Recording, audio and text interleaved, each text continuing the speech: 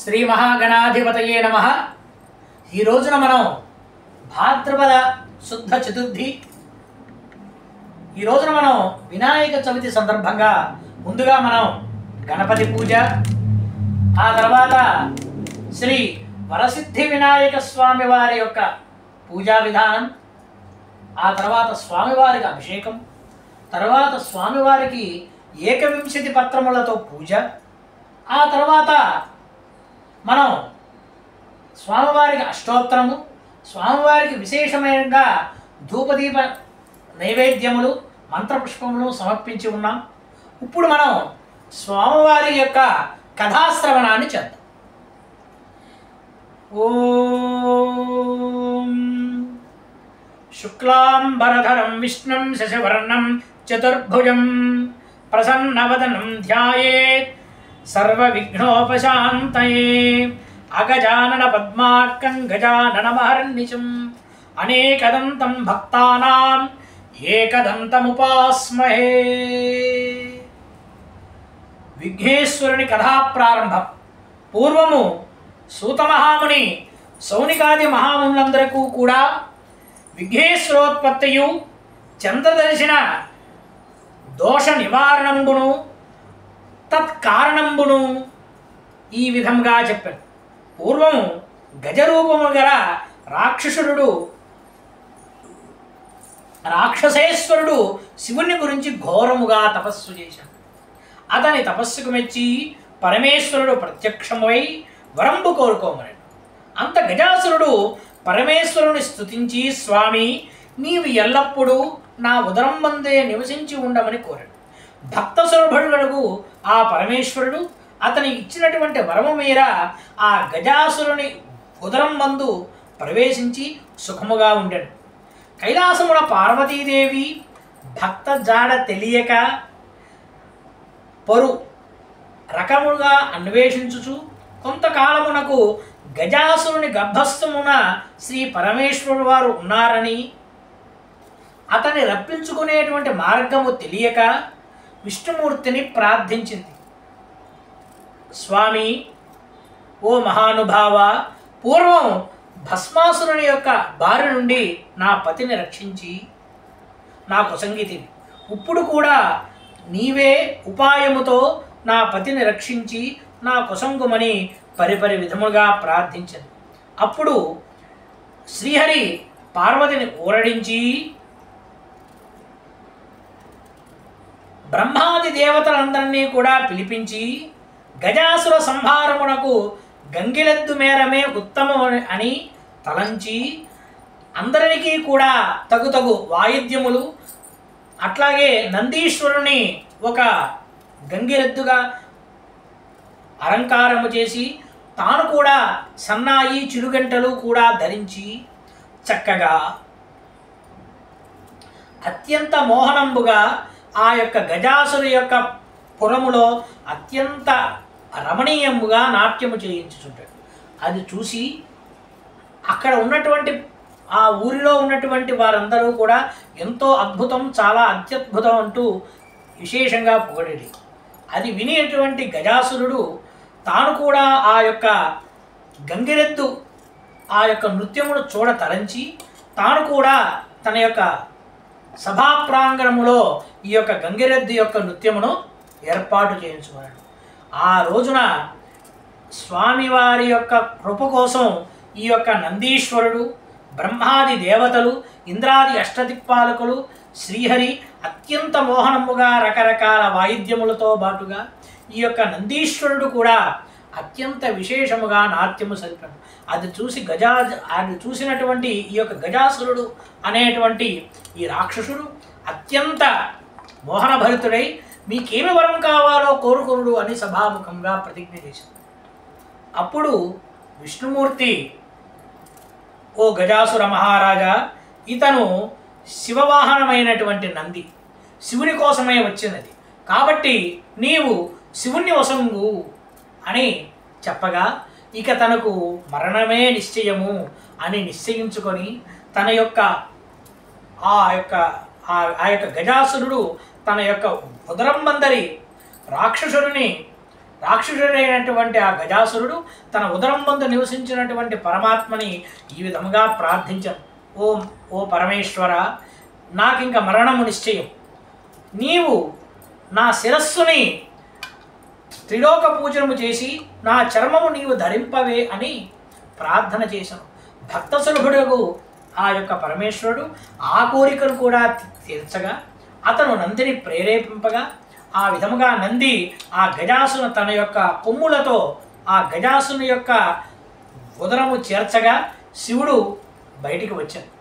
అంతా ఆ గజాసురుడు అదే విధముగా ఆ బాధతో కూడా శివుని అనేక విధముగా పరమేశ్వరుని అనేక విధముగా ప్రార్థన చేసి తన యొక్క తనువు చాలించుచూ ఉంటాడు. అది అంతా కూడా చూసి పరమేశ్వరుడు అత్యంత విశేషముగా శ్రీహరికి అనేక రకమైనటువంటి కృతజ్ఞతలు చెప్పుకొని శ్రీహరి పరమేశ్వరుడికి ఇట్లు చెప్పాను, నీవు ఇంకా ఎప్పుడూ కూడా ఇటువంటి దురాత్ములకు ఇటువంటి వరములు ఇవ్వరాదు అని చెప్పి వారందరూ కూడా వారి వారి లోకములకు ఏగగా ఇక్కడ పరమేశ్వరుడు కూడా తన యొక్క కైలాసముకు పయనంబే దేవతల చేత శివుని యొక్క రాకని వినేటువంటి పార్వతీదేవి ఆనందముతో భక్త యొక్క రాకని విని అభ్యంగన స్నాన మరచునకు ఒక నలుగు పిండిని ఒక బారుముగా చేసి అతనికి ప్రాణం మొసంగేది. సింహద్వారమున ఆ బారుని కాపుకాయించి స్నానానంతరము పార్వతీదేవి సర్వాభరణములను అలంకరించుకొని భర్త ఆగమము కోసం నిరీక్షించుతుంది. అంత పరమేశ్వరుడు వచ్చి నందిని ఆరోహించి లోపలికి పోబోవా సింహద్వారముందున్నటువంటి బారుడు అడ్డగించి కోపావేశుడైనటువంటి పరమేశ్వరుడు తన త్రిశూలముచే బారుని యొక్క కంఠము తునిమి లోనికేయను. అంతటా పార్వతీదేవి భక్తని గాంచి ఎదురేగి అర్ఘ్యపాద్యాదులతో పూజించి వారిరువురు పరమానంద ప్రియ భాషముతో ముచ్చరించకుండా ద్వారములందరి బాలుని యొక్క ప్రసంగం వచ్చి అంత మహేశ్వరుడు తాను అసంగించిన పనికి చింతించి తాను తెంచినటువంటి గజాసుల శిరంబును నా బాలుని అతికించి ప్రాణంబసంగి గజాననుడు అను నామము ముసంగి. అతనికి పుత్రప్రేమ ముందున ఉమామహేశ్వరుడు పెంచుకుంటాడు. గజానుడు తల్లిదండ్రులను పరమ భక్తితో సేవించుతున్నాడు. ఇతడు సులభముగా ఎక్కి తిరుగుటకు అనింద్యుడు అని ఒక ఎలుకను వాహనముగా చేసుకొని కొంతకాలమునకు పార్వతీ పరమేశ్వరునకు శ్రీ కుమారస్వామి జనించాడు. ఇతడు మహాబలశాలి. అతని వాహనము నెమలి. ఇతను దేవతల సైన్యానాయకుడై ప్రఖ్యాతి గావించాడు. విఘ్నేశ్వరాధిపత్యం. ఒకనాడు దేవతలు మునులు మానవులు పరమేశ్వరుని సేవించి విఘ్నముకి ఒక అధిపతిగా తమ నొసంగమని కోరిరి. అంతా పరమేశ్వరుని యొక్క ఇరువురి కుమారులో జ్యేష్ఠుడైనటువంటి గజాననుడు తనకు ఈ ఆధిపత్యం ఒసంగమని కోరాడు. అంతటా కుమారస్వామి ఈ గజానుడు అన్నగారు మర్రుగుజ్జు కావున అసమర్థుడు కాన తనకి ఈ ఆధిపత్యము తనకొసంగమని కుమారస్వామి ఈ విధముగా ఇద్దరూ కూడా తండ్రిని వేడుకొని ఉంటాడు. అంతటా పరమేశ్వరుడు ఇద్దరి కుమారుని చూచి మీలో ఎవరు ముల్లోకమందరి పుణ్యస్థానములో స్నానమాడి ముందుగా నా వద్దకు వచ్చెదరో వారికి ఈ ఆధిపత్యం పుసంగను అని మహేశ్వరుడు పలకగా సరే అని సమ్మతించి కుమారస్వామి నెవరి వాహనం వెక్కి వాయువేముగా వెళ్ళాడు. అంత గజాసురుడు భిన్నుడై త్రణిని సమీపించి ప్రణమిల్లి, అయ్యా, నా అసమర్థత తా మెరింగియు ఇట్లానతీయతగునే మీ పాదసేవకుండను నా ఎందు కటాక్షముంచి తగు ఉపాయంబు తెలిపి రక్షింపవే అని ప్రార్థింప మహేశ్వరుడు దయారంభుడై సకత్ నారాయణేత్యుక్త పుమాన్ కల్పత్రయశతం గంగాది సర్వతీర్థేషు స్నానో భవతి పుత్రక అని చెప్పగా, కుమార, ఒకసారి నారాయణ మంత్రము జపించిన మాత్రముచే 300 కల్పంబుల పుణ్యనదుల్లో స్నానమరుచునను సక్రమముగా నారాయణ మంత్రం ఉపదేశించిన అత్యంత గజానుడు అత్యంత భక్తి శ్రద్ధలతో చక్కగా నారాయణామస్మరణాన్ని అష్టాక్షరీ మహామంత్రాన్ని అత్యంత విశేషముగా కైలాసములో జపిస్తూ ఉన్నాడు.